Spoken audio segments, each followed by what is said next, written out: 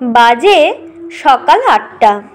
আজ কিন্তু আমাদের দার্জিলিংয়ের বেড়ানোর শেষ দিন। তো আমরা আজ ফিরে যাব শিলিগুড়ি স্টেশনে, ওখান থেকেই আবার আমরা ব্যাক করব।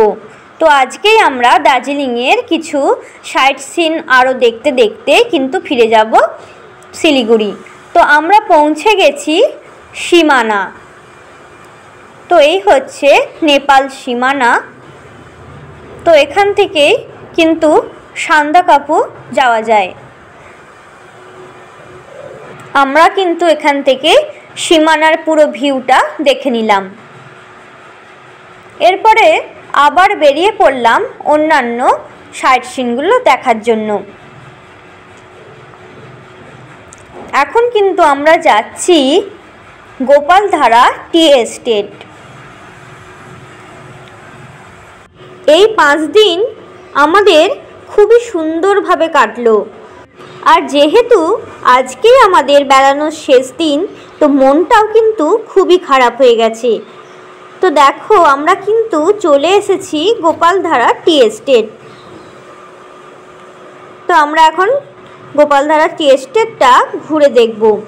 তো দেখো চারিদিকে শুধুই চায়ের বাগান। আর এই গোপালধারা টি এস্টেটটা দেখতে কিন্তু খুবই সুন্দর। আর এখানে দেখো কিন্তু প্রচুর চা পাতা বিক্রি হচ্ছে। তো আমরা প্রথমে কিন্তু আগে একটু চা খেয়ে দেখলাম, আর তারপরে কিন্তু চা পাতা কিনেও নিয়েছি। তো এখানে দেখো কত পাহাড়ি মেয়েরা কিন্তু চা পাতা তুলছে। এরপর কিন্তু আমরা চলে এসেছি আমাদের শেষ গন্তব্যস্থল।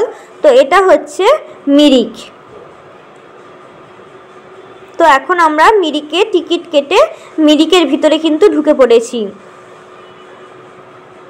তো এবার মিরিকটা ভালোভাবে ঘুরে দেখব। দার্জিলিংয়ে এসে মিরিকে না আসলে দার্জিলিংয়ে আসাটা কিন্তু অসম্পূর্ণই রয়ে যাবে।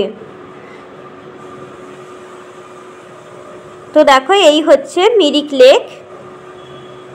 তো মিরিক লেকের পাশে কিন্তু আমি বসে পড়েছি। আর মেয়েকে দেখো, মেয়েও কিন্তু খুবই আনন্দ পাচ্ছে।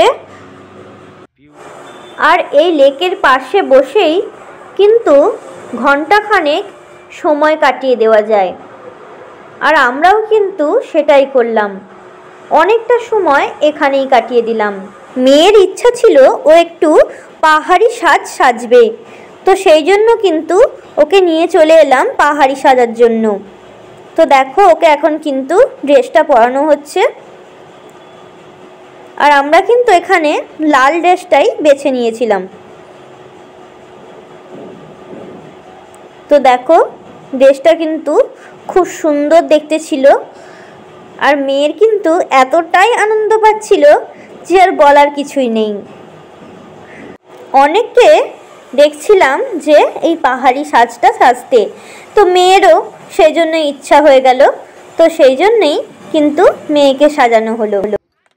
এখন ওকে পরানো হচ্ছে পাহাড়ি যেসব গয়নাগুলো।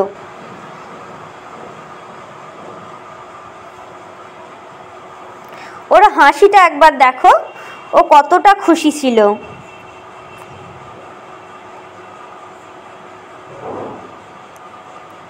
তো দেখো আমার মেয়ের কিন্তু সাজ কমপ্লিট। এরপরে আমরা কিন্তু মেয়েকে নিয়ে অনেক ভিডিও তৈরি করলাম।